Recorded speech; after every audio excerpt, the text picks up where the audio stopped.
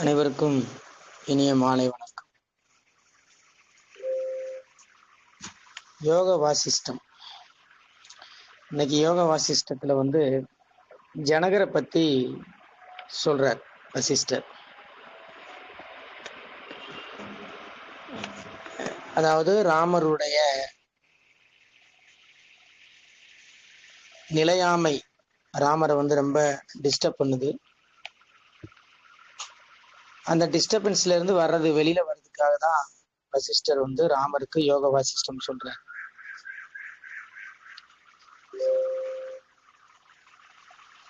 இந்த யோக வாசிஷ்டம் மூலமாக நிறைய கதைகள் மூலமாக ராமருக்கு சத்தியங்களை விதவிதமாக கதைகளாக எடுத்து சொல்றார்.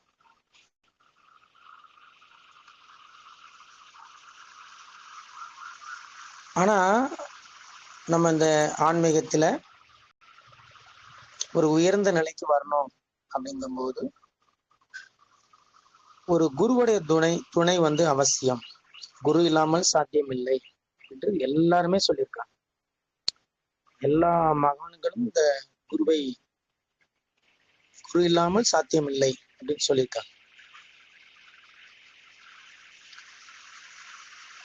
அந்த நிலையில் குருவின் துணை கொண்டு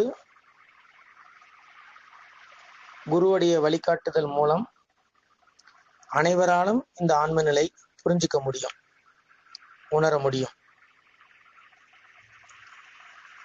இப்படி ஒரு தீவிரமான ஆத்ம விசாரம் மூலமாக மனதில் உள்ள குப்பைகள் எல்லாம் களையப்பட்டு ஒரு ஞான நிலையை நம்ம பெற முடியும்.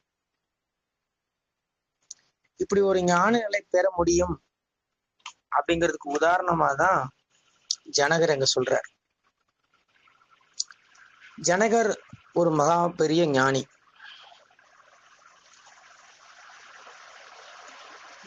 எப்பவுமே ஜனகருங்கிறது ஒரு பட்டப்பெயர் மாதிரி. ஞானமடைந்த மன்னர்களை ஜனகர் அப்படிங்கிற வார்த்தையால சொல்லுவாங்க. அந்த நிறைய ஆச்சாரியர்களை குருமார்களாக ஏற்றுக்கொண்டு ஜனகர், அவர் ஒரு மன்னர், ராஜ ரிஷி. அவர் உயர்ந்த ஞான நிலை அடைந்த ஒரு ராஜா.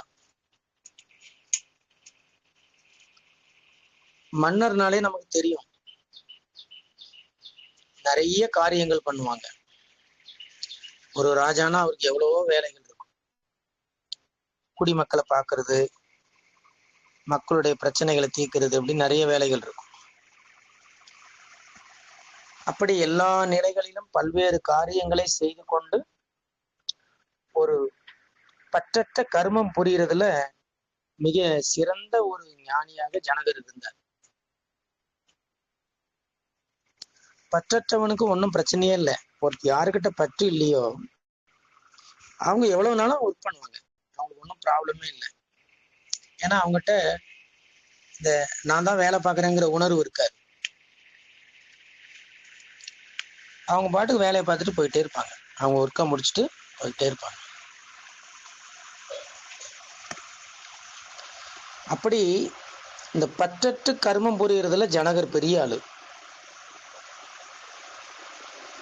இந்த கர்ம யோகா அப்படி இருக்கு இல்லையா, கர்ம யோகம்,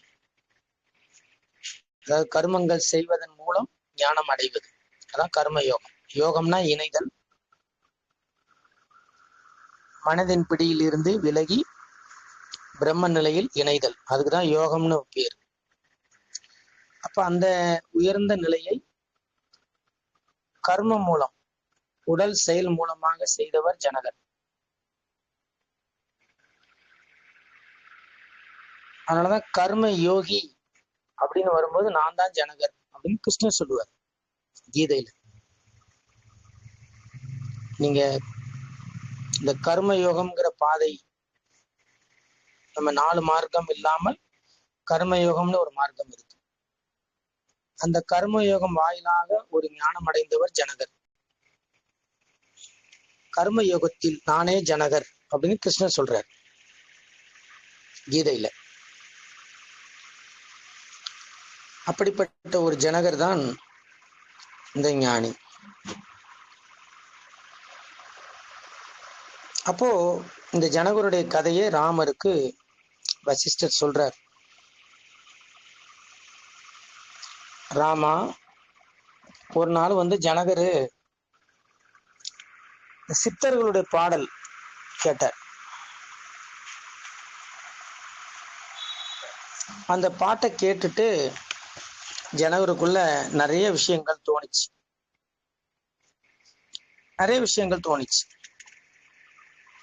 அந்த சித்தர்கள் பாடல் ஜனகருக்கு விதவிதமான சிந்தனைகளை கொடுத்துச்சு அப்படின்னு சொல்ற. 2 சித்தர் பாடல், ஆனா பாடல் இல்ல, பாடலுடைய பொருள். ஏன்னா அந்த அரசவையில இந்த ஜனக ராஜாக்கள்லாம் இப்படிதான் பண்ணுவாங்க.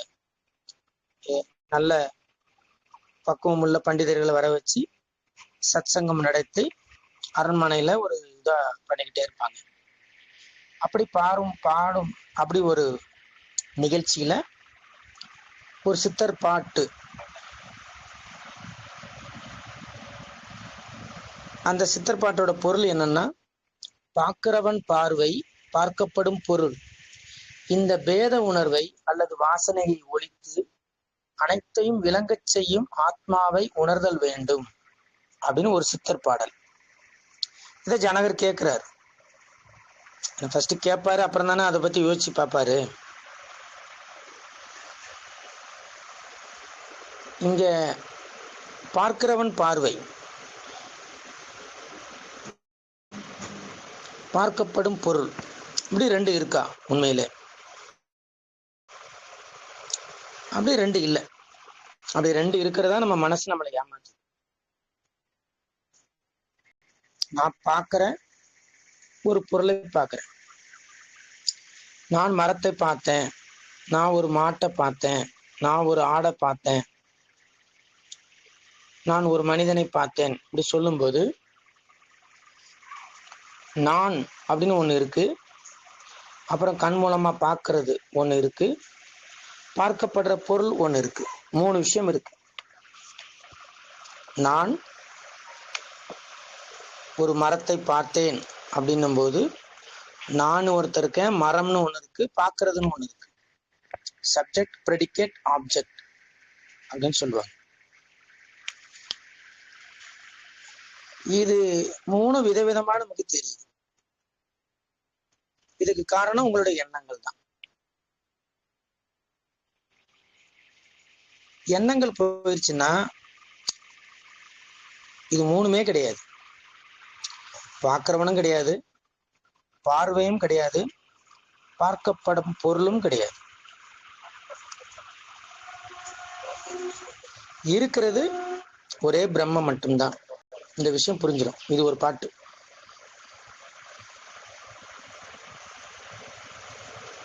அப்போ எல்லாமாவும் இருக்கிறது ஒரு பிரம்மன் தான், ஆன்மாதான். இது வேற ஒரு விஷயம் உள்ள கிராஸ் ஆனாதான் நீங்க மனமா மாற முடியும். இது பார்க்கும் பொருள் எல்லாமே இறைவனின் வடிவங்கள்ங்கிறத நம்ம எப்ப மறப்போம் அப்படின்னா, நமக்குள் மனம் பிறந்து விட்டால் அது போயிடும். இவ்வளவுதான்.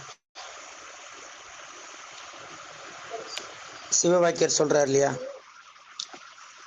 தெல்ல தெளிந்தார்க்கு ஜீவன் சிவலிங்கம். தெல்ல தெளிந்தார்க்கு ஜீவன் சிவலிங்கம் அப்படிங்கிறார். என்னது தெல்ல தெளிந்தார்னா என்ன அர்த்தம்? கிளியரா இருக்கிறார், மனமே இல்லை, ரொம்ப கிறிஸ்டல் கிளியரா தெல்ல தெளிந்தார்க்கு. ஜீவன், இந்த உலகத்துல பார்க்கிற எல்லா ஜீவன், மரம், செடி, கொடி, மனிதன், ஆடு, மாடு, மீன், மலம், சிறுநீர், கல்லு, மண்ணு எல்லாம்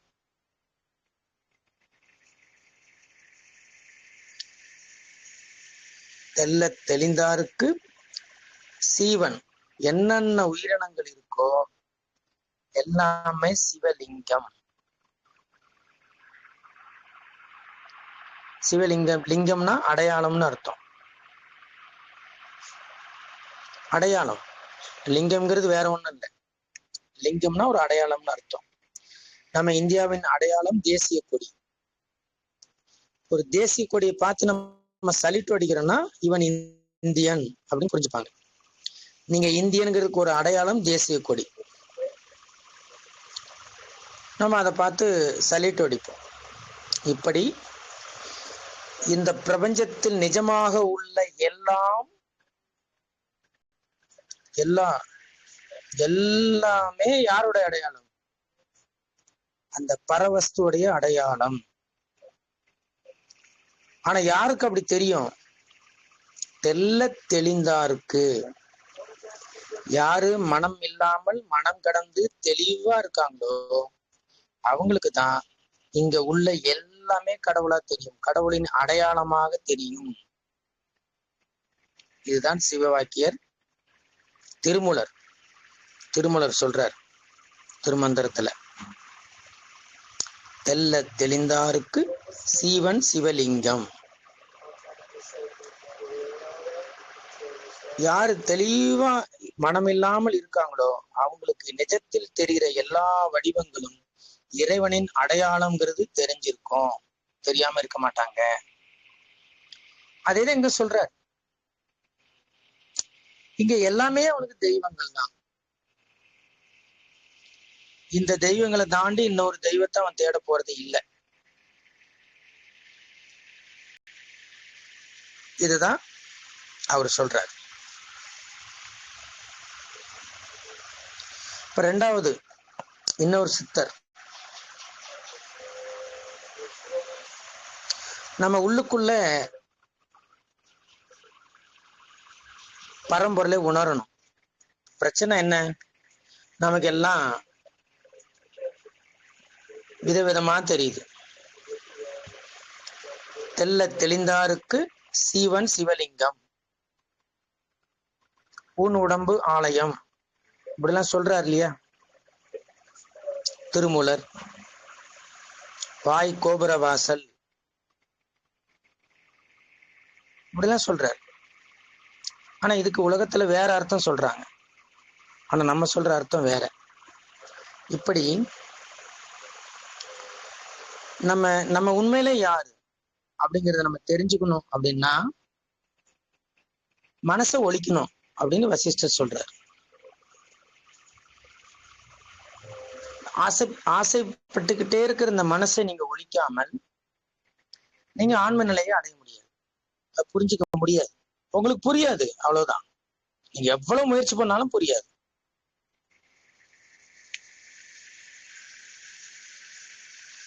இது இன்னொரு சித்தர்.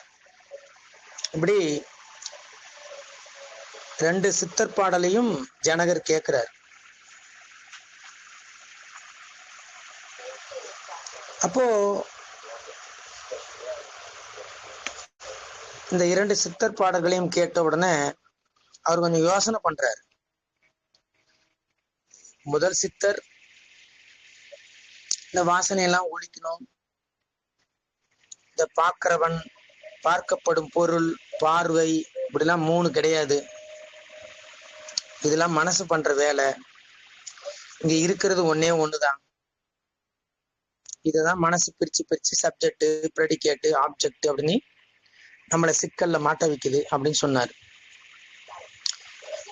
இன்னொருத்தர் ஆன்ம நிலைங்கிற உயர்ந்த நிலையை நீங்க அடையணும் அப்படின்னா மனசை கடக்கணும், மனசை கடக்காத வரை அது சாத்தியம் இல்லை அப்படிங்கிற விஷயத்த அவரு சொல்றார். இந்த ரெண்டு சித்தர்களுடைய பாடல்களையும் கேட்டுக்கிட்டு இருக்கும்போது ஜனகருக்குள்ள ஒரு யோசனை ஓடிக்கிட்டே இருக்கு. கொஞ்சம் யோசனை பண்ணி பாக்குறாரு ஜனகர். நம்ம கொஞ்சம் ஆத்ம விசாரணம் பண்ணணும் போல இருக்கு. ஏன்னா இந்த விஷயம் ஆத்ம விசாரம் பண்ணாம புரியாது. நான் எப்பவும் மெக்கானிக்கலா எப்பவும் போல வாழ்ந்துகிட்டே இருப்பேன் அப்படின்னா உங்களுக்கு அது புரியாது. நீங்க இயந்திரத்தனமா வாழும் வரை இந்த சத்தியங்கள் சும்மா கேட்போம் காதுல, அவ்வளவுதான். அது நம்மளால பிராக்டிஸ் பண்ண முடியாது. நீங்க மனம் போன போக்குள் போறதை நிறுத்தி கொஞ்சம் நில்லுப்பா அப்படின்னு இந்த மனம் ஓடுற ஓட்டத்திலிருந்து விலகி மனதை கொஞ்சம் நிறுத்தும் போது அப்பதான் ஒரு சில விஷயங்கள் நமக்கு புரிய வரும். அததான் இங்க ஆத்ம விசாரம்னு வசிஷ்டர் சொல்றாரு. ஆத்ம விசாரம் பண்ணும்போது மனம் வேகம் குறையும். ஃபர்ஸ்ட் அதுதான் முக்கியமான பாயிண்ட். எப்பவுமே உடம்பு இயக்கத்தை விட மனம் வேகமாவும் இயங்கக்கூடாது, மெதுவாகவும் இயங்கக்கூடாது. மெதுவா இயங்குனா கடந்த காலத்துக்கு போயிடும், வேகமா இயங்குனா எதிர்காலத்துக்கு போயிடும். அப்ப என்ன பண்ணோம்? உடம்பு இயக்கத்துக்கு சமமா இயங்கணும். எப்படி ஒரு 2 வீலர்ல 2 வீல் இருக்குன்னா ஃப்ரண்ட் வீல் எவ்வளவு வேகமா போதோ அதே வேகம் தான் பேக் வீலும் போகணும். ஃப்ரண்ட் வீல் ஒரு வேகம், பேக் வீல் இன்னொரு வேகத்துல போனா அந்த வண்டி ஆக்சிடென்ட் ஆயிடும், சிக்கல்ல மாட்டிக்கிடும். அப்படி இந்த ஆத்ம விசாரம்ங்கிறது இப்ப மனம் வேகமா இயங்குது. ஃப்ரண்ட் வீல்ல பிரச்சனை இல்லை, ஃப்ரண்ட் வீல் கரெக்டா இருக்கு. எப்பவுமே பிரச்சனை பேக் வீல்ல தான் வரும், மைண்ட்ல தான் வரும். அப்ப மனம்ங்கிற பேக் வீலை நம்ம சரி பண்ணணும். இது வேகமா சுத்துது, இல்லைன்னா மெதுவா சுத்துது. இந்த உடம்பு இயக்கத்துக்கு சரியா இயங்க மாட்டேங்குது. இதான் மனசுல உள்ள ஒரு பிரச்சனை. ஒண்ணு ஃப்ரண்ட்ல போகுது, இல்ல பேக்ல போகுது, இல்ல பிரசன்ட்லயே ஜம்ப் பண்ணி வேற எங்கேயாவது போயிருது. ஒரு இடத்துல நில்ல அப்படி சொல்லுவாங்க இல்லையா, அப்படி நிக்க மாட்டேன். இந்த இந்த இந்த இடத்த கொஞ்சம் யோசிக்கிறாரு ஜனகர். கொஞ்சம் ஆத்ம விசாரம் பண்ணணும்.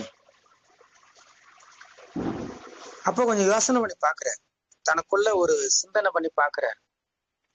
எல்லை இல்லாத இந்த பிரபஞ்சத்துல எவ்வளவு யதார்த்தமா சிந்திக்கிறார் பாருங்க. எல்லை இல்லாத இந்த பிரபஞ்சத்துல ஒரு சின்ன பகுதி தான் என்னுடைய வாழ்நாள்.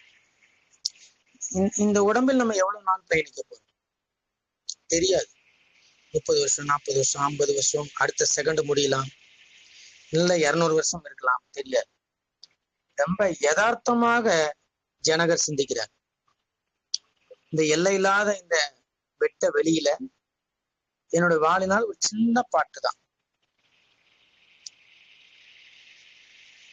இந்த சின்ன பாட்டுல நான் என்ன யாருன்னு தெரிஞ்சுக்காம தேவையில்லாம மனசை உண்டு பண்ணி அதுல என் டைம் எல்லாம் வேஸ்ட் பண்றேனே அப்படின்னு அவருக்கு ஒரு கில்ட்டி ஃபீலிங் வந்துரு ஜனகருக்கு. இந்த சித்தர் பாடல், இந்த 2 சித்தர்களுடைய பாட்டுடைய பொருள் அவருடைய மூளையை கொஞ்சம் கசக்குது. இந்த ராஜாங்கிற பதவி, நிறைய போகங்கள், ஏன்னா மன்னர்களுக்கு இதே வேலைதான், போகம், மது, மங்கை, இப்படி டான்ஸ், இப்படியே டைம் பாஸ் பண்ணுவாங்க. இது எல்லாமே இந்த உடம்புங்கிற தோற்றம் இருக்கிற வரைக்கும் தானே. இந்த உடம்பு தோற்றம் மறைஞ்சிச்சுன்னா எல்லாம் முடிஞ்சு போச்சு. ஆனா இதெல்லாம் வேஸ்ட். ஆனா உடம்பு ஒரு வெறுக்க சொல்லல, இது ஒரு சரியான பாதையில கொண்டு போனா என்ன இந்த வாழ்க்கையை. இந்த உடம்புக்குன்னு கொடுக்கப்பட்ட பங்களிப்பை சரியாக புரிந்து கொண்டு வாழ்ந்தால் என்ன. ஏன் தேவையில்லாம நம் மனம்ங்கிற ஒரு விஷயத்தை உண்டு பண்ணி அதுல எதிர்பார்ப்புகளை வச்சு, ஆசைகளை வச்சு, இன்பம், துன்பம், பிரஷரு, எதிர்பார்ப்பு, தீர்மானங்கள். ஏன்னா நம்ம கிட்ட 2 விஷயம் இருக்கு. இல்லாத 2 விஷயத்த இருக்கிறதா நம்ம நினைக்கிறோம். ஒண்ணு நான் உணர்வு. நான் உணர்வுன்னு ஒண்ணு இல்லை, ஆனா அது இருக்கிறதா நம்ம நினைக்கிறோம். இன்னொன்னு தனி ஜீவன். தனியா நான் ஒரு ஜீவனா இல்லை, ஆனா இருக்கிறதா நினைக்கிறோம். இந்த 2 தான் மைண்ட் பண்ற மிகப்பெரிய துரோகம். நம்பிக்கை துரோகம்ன்றாங்க இல்லையா. மனம் இந்த 2 விஷயத்துல நமக்கு நம்ப வச்சு துரோகம் பண்ணுது. இல்லாத நானை நான் ஒருத்தர் இருக்கிறதா நம்ப வைக்குது, அதோட மட்டும் இல்ல, நான் ஒரு தனிநபர் அப்படிங்கிற நம்பிக்கை நமக்கு கொடுக்குது. இது எப்படி உருவாகுதுன்னா, தீர்மானங்கள் மூலமாக. நிறைய தீர்மானங்கள் பண்றோம் நம்ம வாழ்க்கையில. இவர் இப்படி, அவர் அப்படி, இதனால் இப்படி நடந்தது, அதனால் அப்படி நடந்தது. இந்த தீர்மானங்கள் தான் மனதின் பூர்வீக சொத்து. இந்த தீர்மானங்கள்ங்கிற விஷயத்த வச்சுதான் மனம் நிறைய விஷயங்களை நம்மளை தள்ளி தள்ளி விடும், ஜட்ஜ் பண்றது. இந்த தீர்மானங்கள் இருக்கும் வரை இந்த நிழல் நிஜமா நமக்கு தெரியும். இப்படி இல்லாத நானே இருப்பதாகவும், ஜீவன் ஒண்ணு இல்ல அதே இருக்கிறதாகவும் இந்த மனம் நம்மளை நம்ப வச்சு நிறைய தீர்மானங்கள். ஏன், நானும் ஒருத்தர் இருக்கிறேன், என் பேச்ச நீ கேளு, நான் தான் எல்லாம், எனக்கு கீழே தான் எல்லாம். அப்ப நான் தீர்மானம் போடுவேன், நீ இப்படிதான் நடக்கணும், அவன் அப்படிதான் நடக்கணும், நீ இப்படிதான் நடக்கணும், நீ இப்படிதான் நடக்கணும், அப்படி நான் சட்டத்திட்டங்களை போடுறேன். இதனால நான் உணர்வும் ஜாஸ்தியாகும், ஜீவத்தன்மை அதிகமாகிட்டே போகும், பெரிய ஸ்ட்ரெஸ்ல முடியும்.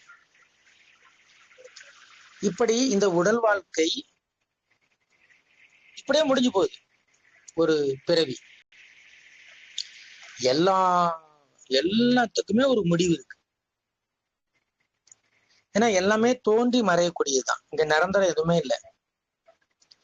இப்ப ரொம்ப யதார்த்தமா சிந்திப்போமே, இப்ப இன்னைக்கு இந்த தினம், இந்த ஞாயிற்றுக்கிழமை 14ஆம் தேதி 6:23 மணிக்கு நமக்கு என்ன உணர்வு இருக்கோ, எந்த விதமான திட்டங்கள், சிந்தனைகள், யோசனைகள் இருக்கோ, இதெல்லாம் நம்ம அம்மா கருவுல இருக்கும்போது இருந்துதா?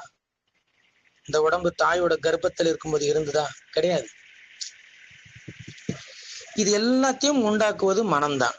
அது சமூகம் சார்ந்து, உங்களை சுற்றி உள்ள மனிதர்களை சார்ந்து, உங்களை வளர்த்த வளர்ப்பு சார்ந்து, பெற்றோர்கள் சார்ந்து, சொந்த பந்தங்கள் சார்ந்து, இப்படி இந்த மனம் நிறைய விஷயங்களை உருவாக்கி வச்சிருக்கு.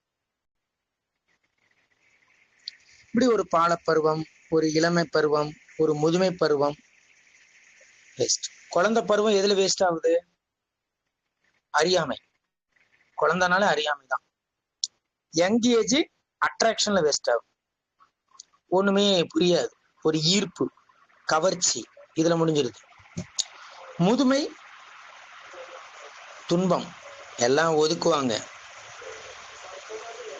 முதுமைங்கிறது ரொம்ப கொடுமை, அது துன்பமானது, இயலாமை உள்ளது, பிறர் நம்மளை தள்ளி விடுற இடம், நம்மளை வெறுக்கிற இடம். இப்படி பந்தப்பட்டு ஒவ்வொரு நபரையும் நம்பி நம்பி நம்பி இந்த மனம் ஒவ்வொரு இடத்துல உங்களை போய் இழுத்து தள்ளிவிட்டு பந்தத்தில் சிக்க வச்சு பரிதாப நிலைக்கு நம்மளை கொண்டு வந்தது. இப்படி இந்த வாழ்க்கை இப்படி வீணா போயிடுது அப்படிங்கிறது ஜனகருக்கு ஜீரணிக்கவே முடியல. இந்த வாழ்க்கை இப்படியே முடிஞ்சு போயிருது அப்படிங்கிறது. அப்போ இந்த மனம் போற இழுப்புக்கு நான் போய்கிட்டே இருக்கிறேனே. ஒரு அறியாமை கொடுப்பதும் மனம்தான், உணர்ச்சிகளை கொடுப்பதும் மனம்தான், முதுமை துன்பத்தை கொடுப்பதும் மனம்தான்.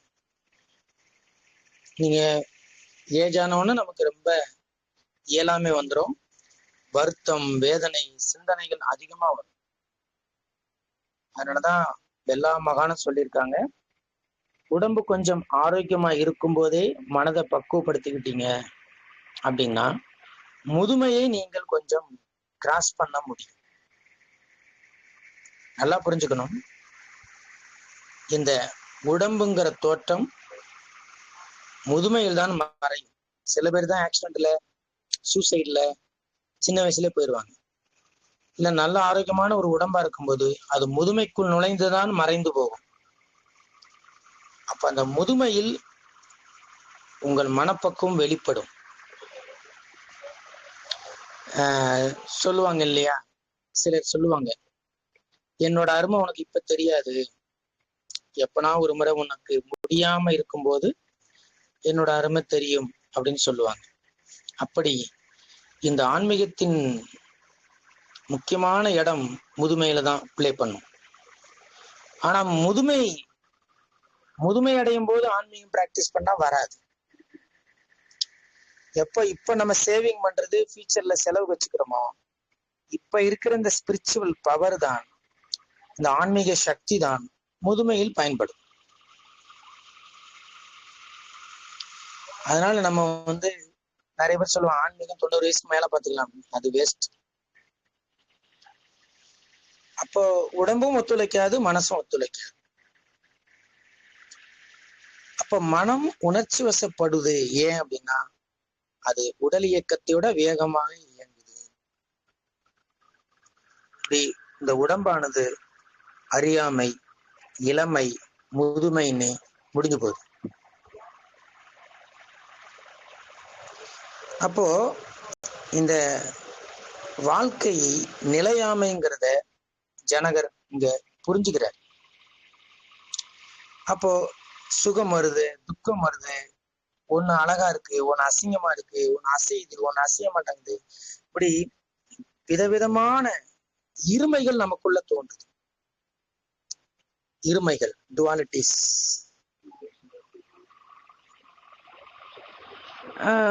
நான் அப்போ இந்த இருமையிலேயே இருந்தா என் வாழ்க்கை என்ன ஆகும்? இத கொஞ்சம் சிந்திக்கிறார் ஜனகர். என் லைஃப் இப்படியே முடிஞ்சிச்சுன்னா என்ன ஆகுது? இருமைகள் ரொம்ப கொடுமையானது. ஒருத்தங்க கிட்டே நம்ம முழுமையா வாழ முடியாது. நீங்க இருமையில் இருந்தீங்கன்னா, இருமை மாதிரி ஒரு கொடுமை எதுவும் கிடையாது. நமக்கு கெட்டவன் தோணும் மனசுல, ஆனா அவங்கள விட்டு விலக முடியாது. சிரிக்கணும், பேசணும். நல்லவனு தோணும், இவன் நல்லவனா இருப்பானா இருக்க மாட்டானா தெரியலையே, அப்புறம் நம்ம நடிச்சுக்கிட்டே வாழணும். இப்படி இருமையில் வீழ்ந்தவர்கள் ஒருபோதும் அமைதியா வாழ முடியாது. ஒண்ணு நம்பு, இல்ல நம்பாம போ. ரெண்டுல ஒரு முடிவு எடு. நம்பிட்டு நம்பாத மாதிரி இருக்கிறது, நம்பாம இருந்துகிட்டு நம்புறது, இதுதான் இருமை. இப்படி யாரெல்லாம் தன் மனதின் துணை கொண்டு இந்த பிரபஞ்சத்தை எட்டி பார்க்கிறாங்களோ அவங்களுக்கு அந்த பிரபஞ்சம் உலகமாக தெரியும். உலகமாக தெரியும் போது அவங்களுக்கு இன்பம் துன்பம் கலந்து கலந்து அடிக்கும். அமைதி வர வாய்ப்பே கிடையாது. நீங்க இருமையில் வாழும் வரைக்கும் உங்களுக்குள் அமைதி வராது, ஆனந்தமும் வராது. அமைதி, ஆனந்தம், மோட்சம், இது எல்லாமே இருமைகளை கடந்த நிலை. அப்ப இருமையோடைய சொந்தக்காரர் மனம்தான். மனம் கடந்தாதான் இருமையை கடக்க முடியும்.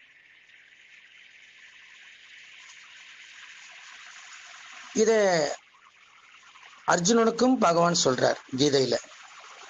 அர்ஜுனா, வேதங்கள் முக்குண வடிவானவை, நீ குணங்களை கடந்தவனாக இரு அப்படிங்கிறார். என்ன சொல்றாரு? வேதங்களையே 3 குணங்களுக்கு சம்பந்தப்பட்டதுதான் சொல்றாரு. சத்துவம், ரஜஸ், தமஸ். இதுக்குள்ள எப்படி இந்த படிநிலைகளை கிராஸ் பண்றதுங்கிறது வேதங்களே சொல்லிக் கொடுக்கும். முக்குண வடிவானவை. நீ வேதத்தில் கூட சிக்காத, குணங்களை கடந்தவனா போயிடு. உனக்கு எந்த குணமும் கிடையாது. பிரம்மத்துக்கு குணம் கிடையாது. பிரம்மத்தை சொல்லும் போதே நிர்குண பிரம்மம் அப்படிதான் சொல்லுவாங்க. குணமற்றது. குணம்னாலே மனதில் உள்ள பதிவுகள் தான். நல்லவன், கெட்டவன், பிடித்தவன், இது எல்லாமே குணங்கள், ஆட்ரிபியூட்ஸ் அப்படிம்பாங்க. கேரக்டர் இல்லைன்னா ஆட்ரிபியூட்ஸ், இது எல்லாமே மைண்ட்ல இருக்கிறது. அதனால இந்த சத்துவம், ரஜஸ், தமஸ் இதுல தங்காத அர்ஜுனா, நீ ஆன்மாவின் நிலையா இரு அப்படின்னு கிருஷ்ணர் சொல்றாரு. இதேதான் இங்க கம்பேர் பண்றாங்க. ராமருக்கு சொல்ற விஷயமும் அர்ஜுனனுக்கு சொல்ற விஷயமும் ஒண்ணுதான் அப்படிங்கிறாங்க. இப்படி இந்த சம்சாரம் அப்படின்னு சொல்லக்கூடிய இந்த உடம்பின் தோற்றத்தில் நம்ம சிக்கிக்கிட்டு கஷ்டப்படுறோம். இதனால ஒன்றும் பிரயோஜனம் இல்லை. இந்த உடம்பை பற்றுவதன் மூலம் உங்களுக்கு துக்கம் இதான் வரும், இல்ல சுகம் வரும். ஒரு நாள் சிரிப்போம், இன்னொரு நாள் அழுவோம், ஒரு நாள் அழுவோம், இன்னொரு நாள் சிரிப்போம், இப்படியேதான் போகும். இதோடைய விளைவு இப்படிதான் இருக்கும். அப்போ இது எல்லாம் எதன் அடிப்படையில இருக்கு? சங்கல்பங்கள். சங்கல்பங்கள்னா எண்ணங்கள், கற்பனைகள். இதன் அடிப்படையில் தான் இருக்கு. அப்போ இது இருக்கிற வரைக்கும் ஜனன மரணம் உண்டு. கண்டிப்பா இந்த தோற்றம் இன்னைக்கு கம்மலா இருக்கும், நாளைக்கு நெக்லஸா இருக்கும், அப்புறம் மோதிரமா மாறும், அப்புறம் செயினா மாறும். ஏதாவது ஒரு தோற்றத்தில் நம்ம பயணிச்சுக்கிட்டே இருப்போம். அது பேர் தான் சம்சாரம்.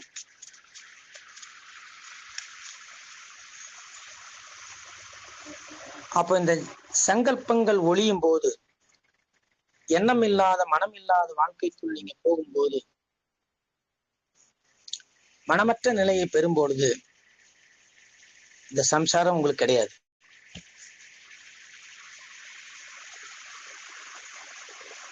விட வேண்டியதை விட்டுறணும், பெற வேண்டியதை பெறணும். அதான் ஆன்ம சுகம் அப்படிங்கிறது. அதுதான் ஞானம். அப்ப நம்ம ஞானம்னா என்ன? ஜனகர் என்ன சொல்றாரு? எனக்குள் மகிழ்ச்சி நிறைந்து காணப்படுகிறது, என்னை பந்தப்படுத்தும் கல்வரை கண்டு கொண்டேன். யாரு பந்தப்படுத்தினா அந்த கல்வரை திருட்டு பயில நான் கண்டுபிடிச்சிட்டேன் அப்படிங்கிறார். அந்த திருட்டு பயிர் யாரும் இல்ல, கல்வன், திருடன், மனம்தான். காலம் காலமாக என்னை துன்புறுத்தி சம்சாரத்தில் தள்ளி ஆத்மானந்த அனுபூதி பெற தடை செய்த மனதை இப்போதே இங்கேயே ஒழித்து கட்டுவேன். அவ்வளவுதான். மனம்தான் பிரச்சனை, அதை நான் ஒழிச்சு கட்டிடுவேன். மனமற்ற உண்மையான நான் எதுவென அறிவேன். மனமற்ற ஆன்மாவுக்கு நான் அப்படின்னு ஒரு பேர் உண்டு. இப்ப மனமுள்ள நான், மனமற்ற நான், ரெண்டு நான் இருக்கு. மனமற்ற நான் பிரச்சனை இல்லை, அது ஆன்மா.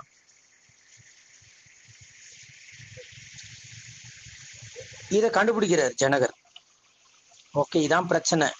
இந்த ரெண்டு சித்தர்களுடைய பாடலுடைய பொருள் எல்லாம் டோட்டலா அல்டிமேட்டா மனம்தான். எல்லாம் அது தூக்கிப்பட்டா எல்லாம் முடிஞ்சு போச்சு அப்படிங்கிறத புரிய வச்சிருச்சு. அப்ப நான் இருமைகளில் இருந்து விலகிறதுக்கு ஒரே காரணம் மனதை கடப்பது தான். இதுவும் புரிஞ்சு போச்சு. அப்ப சாதுக்கள், ஆத்ம ஞானிகள், சித்தர்கள் இவங்க எல்லாம் சொல்லி எனக்கு புரிய வச்சுட்டாங்க. நான் தெளிவை அடைஞ்சிட்டேன். நான் யாருன்னு நான் தெரிஞ்சுக்கிட்டேன். மேலான ஆனந்தமான இந்த ஆன்ம நிலையை புரிஞ்சுக்கிட்டேன். இப்படி இந்த தூய அறிவை மனம் களவாட ட்ரை பண்ணுது. மனம் தூய அறிவா இருக்கும்போது மனம் நம்மளை எப்படி சாய்க்க பார்க்கோம்னா, அதுகிட்ட சில ஆளுங்க இருக்காங்க மனசுகிட்ட.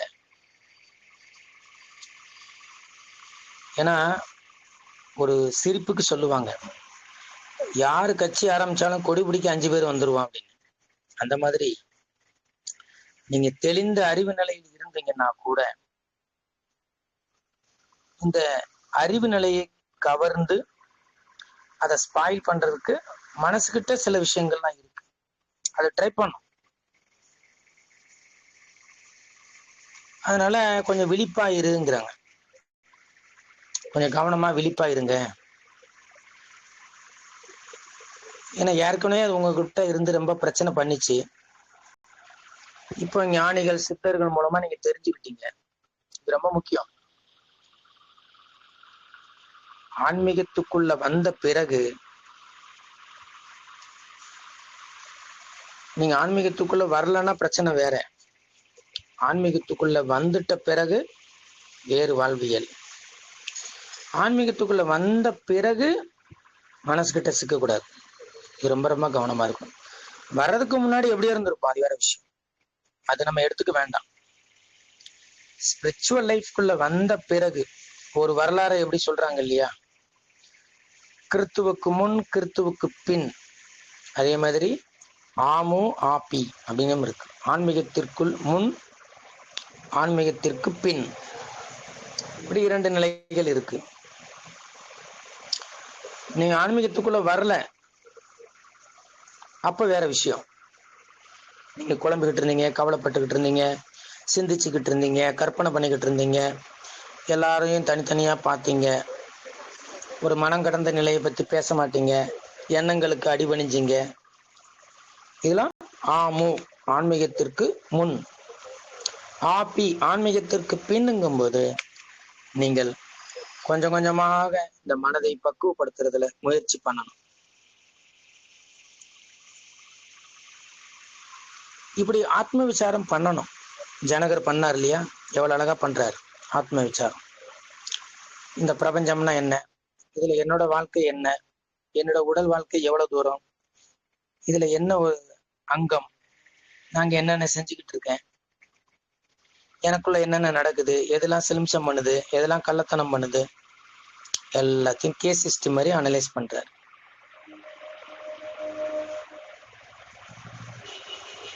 இப்படி இருந்ததுனால அவர் ஞானம் அடைஞ்சார்.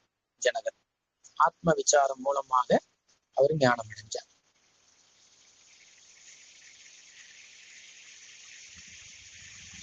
அப்ப நான் ஒண்ணு செய்யறேன் இல்ல செய்ய மாட்டேன், இதனால ஒண்ணும் யூஸ் இல்லை. நீங்க செயல் செய்யறதும் நீங்க இல்லை, நான் செயலை செய்ய மாட்டேன்னு சொல்றதும் உங்களுக்கு ரைட்ஸ் கிடையாது. உங்களை படைத்த பிரம்மம் உங்க உடம்பை என்ன செய்ய வைக்கணுமோ அது செய்ய வைக்கும். உங்களுக்கு இல்லைன்னா அது செய்ய வைக்காது, அவ்வளவுதான். இதுல உங்களுக்கு ஒன்னும் பிரச்சனை, உங்க கையில எதுவுமே கொடுக்கல. பெரிய விஷயமே என்னன்னா, இந்த பிரபஞ்சம் உங்களுக்கு எந்த பொறுப்பும் கொடுக்கல, ஆனா பொறுப்பு கொடுத்துருக்கதா நீங்க நம்புறீங்க. அதனால நான் உருவாகுது, ஜீவனும் உருவாகுது. நிஜத்தில் வெறும் இயக்கம்தான் இருக்கு, பொறுப்புகள்லாம் கிடையாது.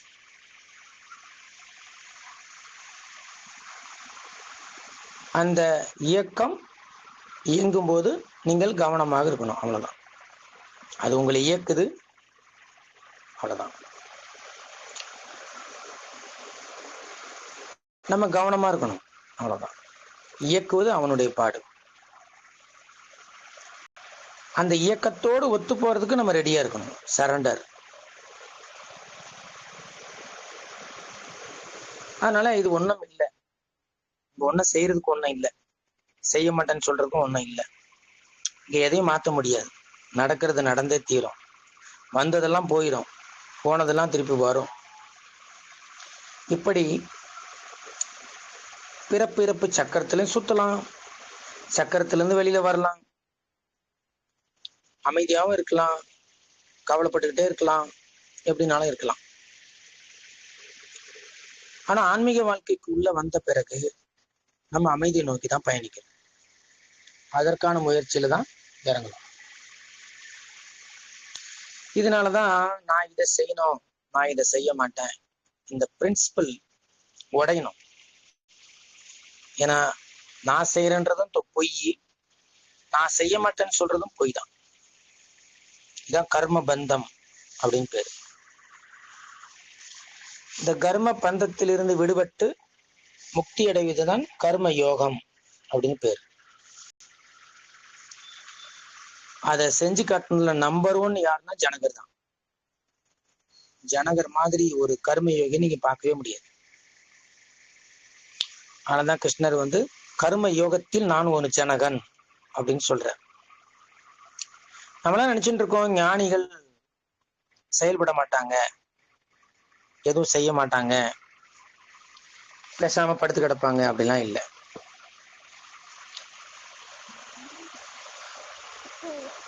நீங்க ஞானிகள்ங்கும் போது வெறும் காவி கட்டின துறவிகளை மட்டும் சொல்லக்கூடாது. மனதை வென்றவர்கள் ஞானிகள், துறவிகள் வேறு. ஆனால் சமூகத்தில் ஒரு நடமாடும் ஞானிகளாக சகஜ சமாதி நிலையில் வாழக்கூடிய ஞானிகள் இந்த பிரபஞ்சம் அவங்களை எப்படி இயங்குதோ அப்படி இயங்குவாங்க, இயங்காமலாம் இருக்க மாட்டாங்க. ஆனால் இந்த வேலைகளை செய்யும் போது பற்றற்று செய்வாங்க. சமூக ஞானிகள் பற்றற்று செயல்படுவாங்க, பற்றோடு செய்ய மாட்டாங்க. ஏன்னா செய்யறது செய்ய மாட்டேன்னு சொல்ற ரைட்ஸ் எல்லாம் நமக்கு கிடையாது. உங்களை எந்த சக்தி உண்டாக்கியதோ அந்த சக்தி உங்களை இயக்கும். அந்த இயக்கத்தோடு நீங்க ஒத்துதான் போயாகணும்.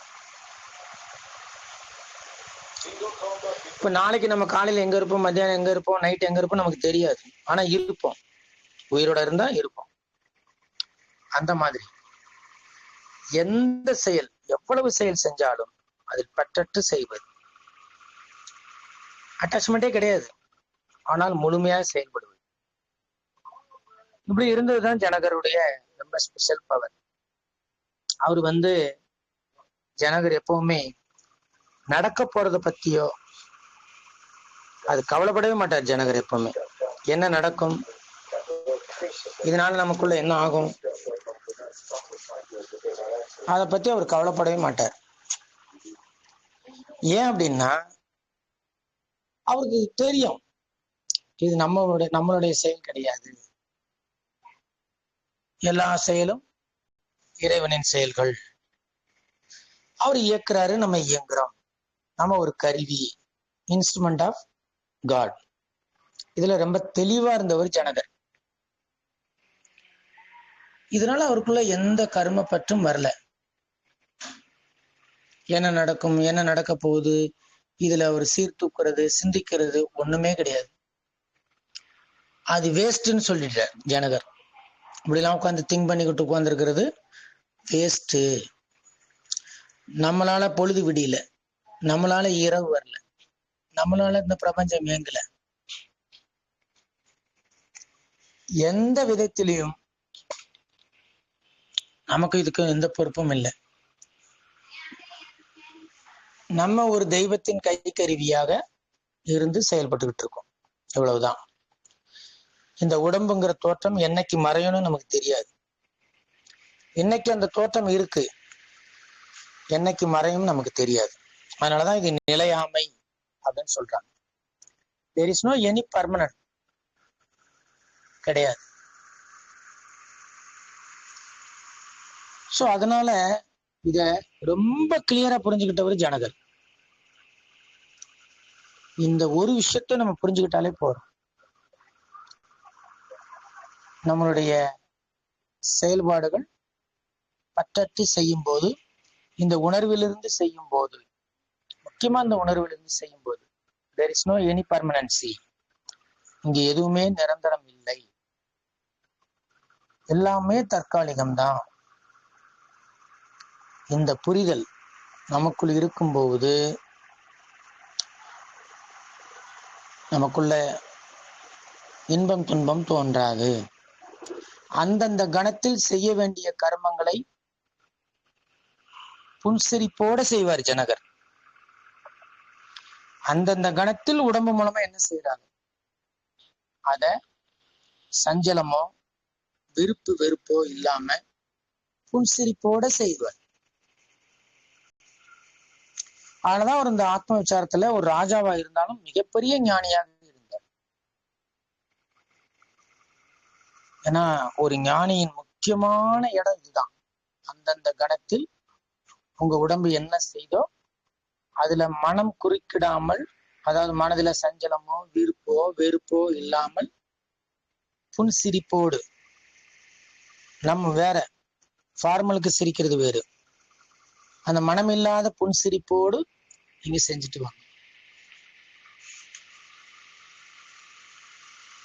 அப்போ இந்த உண்மையை நம்ம புரிஞ்சுக்கணும்னா, இந்த உண்மையை புரிந்து கொள்ள தடையாக உள்ள அஞ்ஞானம் நமக்கு ஒளிஞ்சாகணும், இக்னோரன்ஸ் போய் ஆகணும், அறியாமை விலகி ஆகணும். அப்ப அதுக்கு நமக்கு ஆத்ம விசாரம் தான் உதவி பண்ணும். இந்த ஆத்ம விசாரம் எப்படி ஜனகர் பார்த்தீங்களா, அந்த சித்தர் பாடல்கள் கேட்டு கொஞ்சம் யோசனை பண்ணி பாக்குறாரு பார்த்தீங்களா.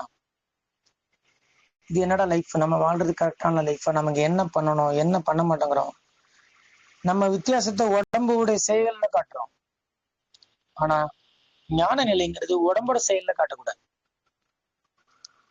சிலர் சொல்லுவாங்க, நாங்க முன்னாடி எல்லாம் வந்து ஃபங்க்ஷனுக்கு போனேன், இப்ப நான் ஃபங்க்ஷனுக்கு எல்லாம் போறது இல்ல. இது இல்ல ஞான நிலைங்கிறது. முன்னாடி நான் என் குழந்தைங்க கூட எங்கன்னா வெளியில எல்லாம் போவேன், இப்ப ஆன்மீகத்துக்கு வந்ததுல இருந்து அதெல்லாம் விட்டுட்டேன். இது கிடையாது. பற்றற்று பணிகளை செய்வதுதான் ஆன்மீகம். அதுதான ஒழிய இங்க நீங்க எதையும் அவாய்ட் பண்றது கிடையாது. நீங்க அவாய்ட் பண்றதுனால நீங்க ஆன்மீகவாதி ஆக முடியவே முடியாது. உங்களுக்கான செயலை நீங்கள் செய்துதான் சேரணும். பற்றற்று செய்யணும். அந்தந்த கணத்தில் உடம்பு என்ன செய்தோ அதை முழு கவனத்தோட செய்யணும். அப்பதான் அமைதி கிடைக்கும். அப்போ ஆத்ம விசாரம் செஞ்சாதான் நமக்குள்ள இந்த உண்மைகள் புரிய வரும். நீங்க இந்த கிராமத்துல குடத்துல தண்ணி எடுக்க போவாங்க. தண்ணி எடுக்க போகும்போது அந்த குளத்துல தண்ணி எடுக்கும்போது இந்த பாசி டஸ்ட் எல்லாம் இருக்கும் குளத்துல.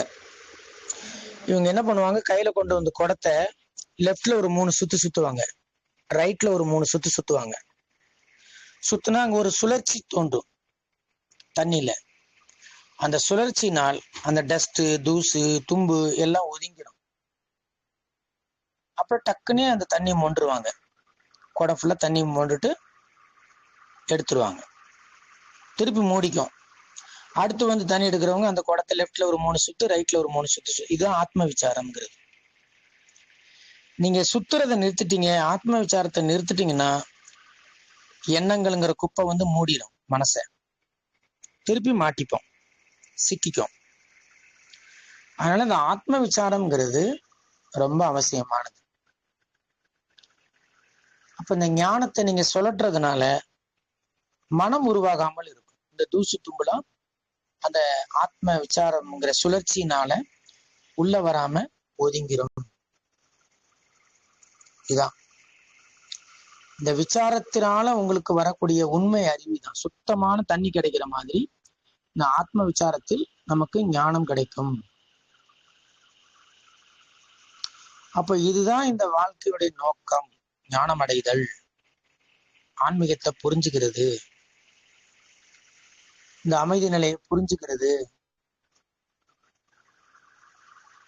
இந்த சம்சாரத்திலிருந்து வெளியே வர்றது. இது ஒண்ணுமே பண்ண வேண்டாம், ஒரே ஒரு விஷயம்தான். நீங்க யாரு கேட்டாலும் சொல்ல முடியும். வாழ்க்கையில நமக்கு பிரச்சனைன்னு ஒண்ணு இருக்குன்னா அது மனசு மட்டும்தான், வேற எதுவும் கிடையாது. வேற எதுவுமே பிரச்சனை கிடையாது. நீங்க உங்க மனசை மட்டும் ஜெயிச்சிட்டீங்கன்னா உங்களுக்கு அப்புறம் ஒரு பிரச்சனைன்றது கிடையவே கிடையாது. மற்ற பிரச்சனை எல்லாம் வேற சமாளிக்க முடியும். மனதின் பிரச்சனை மட்டும் யாராலும் சமாளிக்க முடியாது. ஏன்னா அமைதி இல்லாத ஒரு வாழ்க்கை வேஸ்ட்.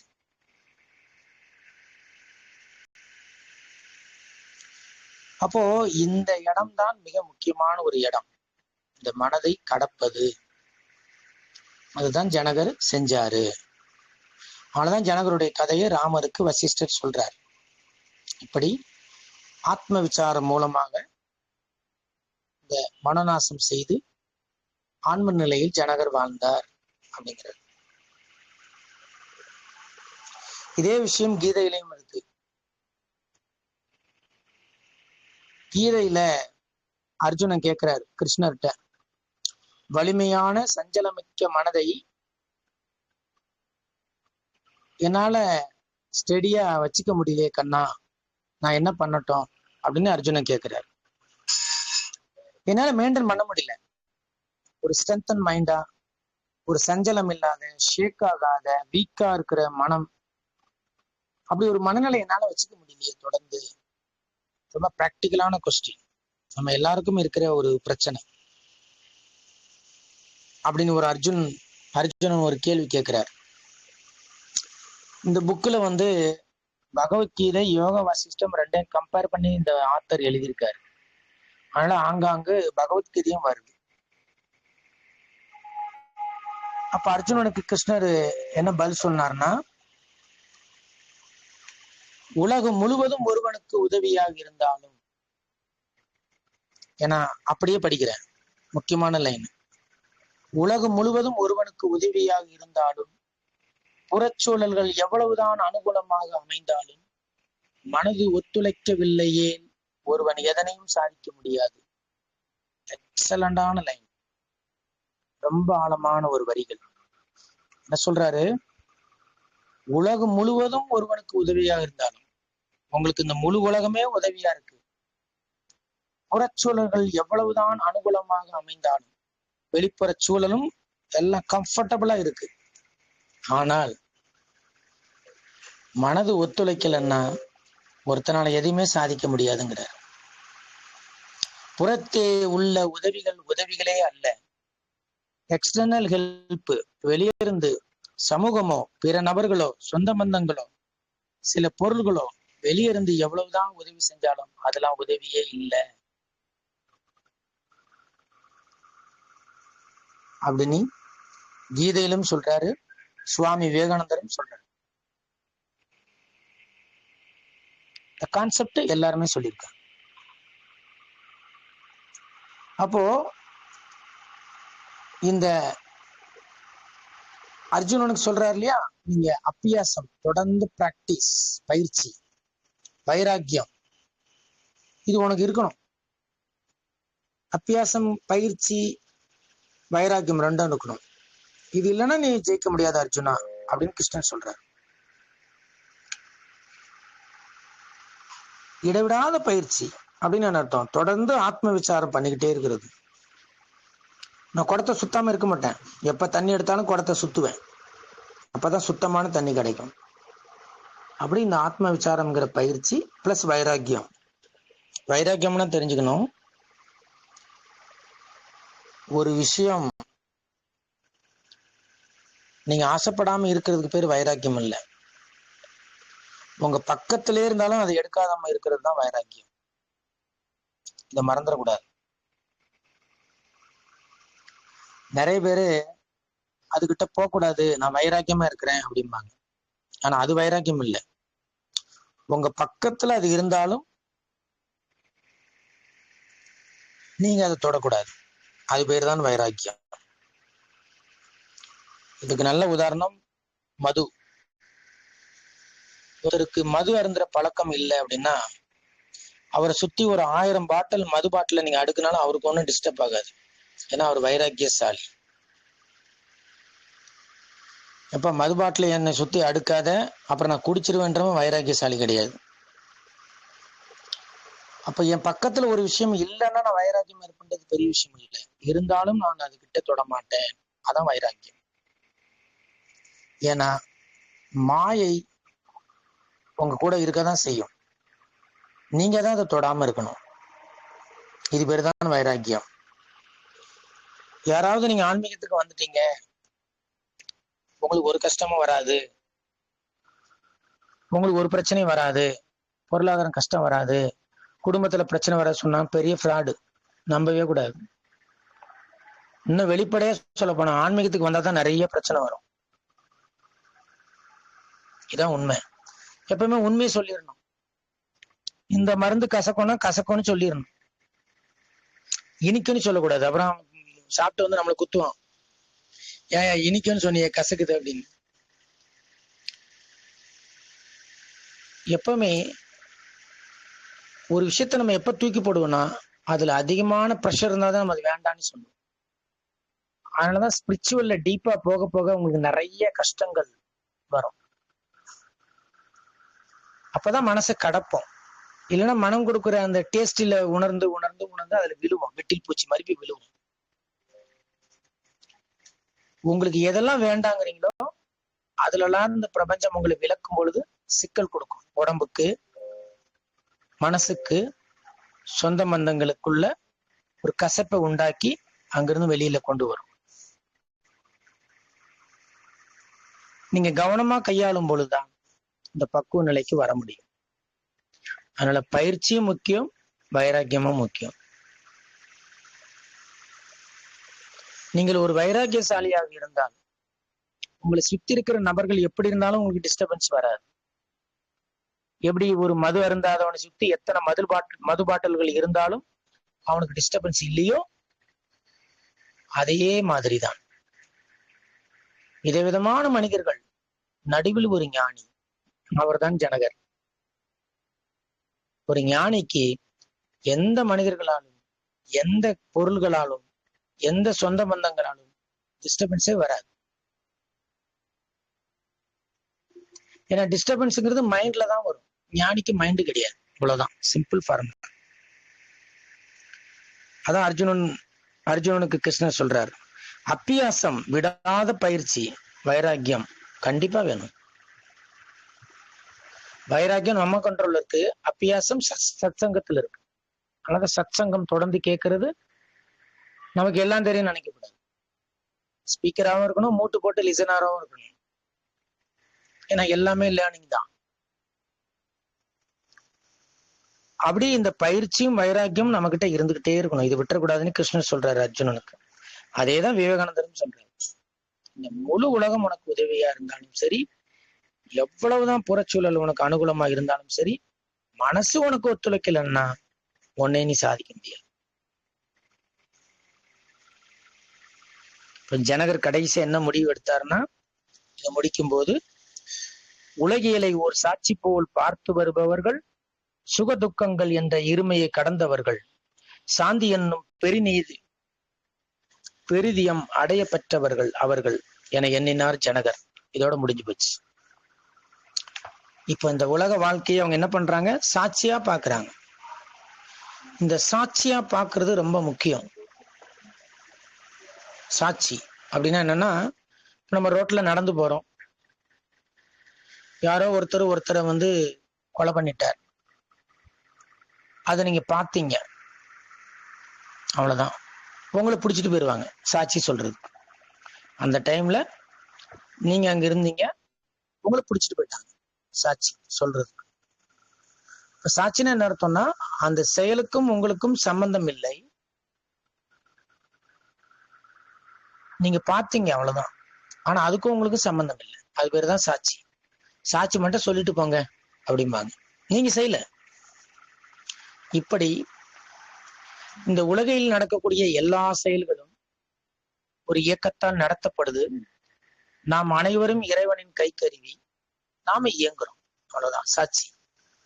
என்ன நடக்குதோ நடக்கட்டும், எல்லாத்தையும் இயக்குறது தான் என்னையும் இயக்குது, நடக்கிறபடி நடக்கட்டும். நான் நடக்காதானா இப்ப உங்க ஒண்ணு நிக்க போறது இல்லை, நடன்னு சொல்றதுனால ஒண்ணும் நடக்கல, ஒண்ணுக்கும் சம்பந்தம் இல்லை, நம்ம அமைதியா இருக்கிறது தான் நல்லது. இதான் சாட்சி. ஞானிகள் இந்த சாட்சி உணர்வுல தான் இருப்பாங்க. அப்போ அவங்களுக்கு சுகமும் கிடையாது, துக்கமும் கிடையாது. அப்படி நடக்கணும்னு இருந்தது நடந்தது, இப்படி நடக்கணும்னு நடந்தது, அவ்வளவுதான். நான் பார்த்தேன், அவ்வளவுதான். எனக்கு அதுக்கும் சம்பந்தம் இல்லை, சாட்சி. அப்ப அவங்ககிட்ட அமைதி எப்பவுமே இருக்கும். இந்த முடிவுக்கு ஜனகர் வந்துடுறார். சோ அதனால ஜனகரை பத்தி ஏன் இவ்வளவு தூரம் ராமர்கிட்ட வசிஷ்டர் எடுத்து சொல்றாரு அப்படின்னா, நீ வந்து இப்போ இங்க உபதேசம் எப்படி ஸ்டார்ட் ஆச்சு, வசிஷ்டர் பண்ற யாகத்துக்கு ராமர் போக மாட்டேன்ட்டாரு. இப்ப நான் மூட் ஆஃப்ல இருக்கிறேன், என்னை கூப்பிடாத, நான் வரமாட்டேன் அப்படின்ட்டார் ராமர். ஸோ ஃபெடப் ஆயிட்டார் ராமர். ஸோ ராமருடைய மனம் பலவீனத்தை சரி பண்ணதான் அந்த யோகா சிஸ்டம் சொல்றாரு. அதனாலதான் இப்படி விதவிதமாக எவ்வளவு பேரு தன்னுடைய வாழ்க்கையோட நிலையாமையை புரிஞ்சுக்கிட்டு அதுல இருந்து ஆத்ம விசாரம், வைராக்கியம், அப்பியாசம் மூலமாக மேல வந்து ஜெயிச்சிருக்காங்க பாரு அப்படின்னு ஒவ்வொரு எக்ஸாம்பிளா சொல்லிக்கிட்டே வர்றாரு. அதுல இன்னைக்கு ஜனகரை பத்தி சொல்லியிருக்கிறாரு. ஏன்னா ஜனகர் மன்னர்னா அவருக்கு எவ்வளவு கர்ம யோகி, அவரு அவ்வளோ செயல்கள் செஞ்சார், பற்றற்று சாட்சியா செஞ்சார். இப்படி செயல்படாம என்னோட இப்படி மனசு உடைஞ்சு கிடக்குறிய ராமா அப்படின்னு வசிஷ்டர் சொல்றார். இப்படிதான் இந்த ஜனகருடைய கதையை வசிஷ்டர் முடிக்கிறாரு. தொடர்ந்து அடுத்த வகுப்பு அடுத்த வாரம் பண்ணலாம். நன்றி, வணக்கம்.